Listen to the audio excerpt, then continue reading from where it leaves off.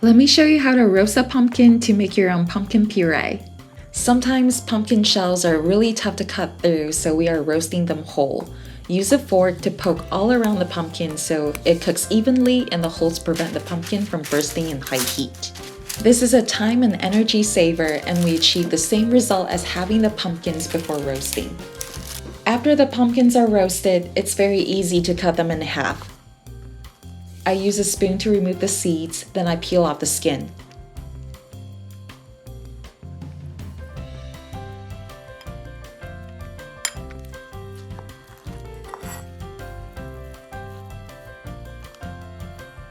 Put all the flesh in a bowl. I use a potato masher to mash the pumpkin into puree. You can also use a food processor or a blender. Have the quart-sized freezer bags ready. I weigh 15-ounce pumpkin puree in each bag because when we buy canned pumpkin puree, it is usually a 15-ounce can. Gently flatten the puree in the bag before sealing. Lay them flat to freeze in the freezer. After they are frozen, you can store them standing up to save room in the freezer. Like and subscribe for more kitchen tips.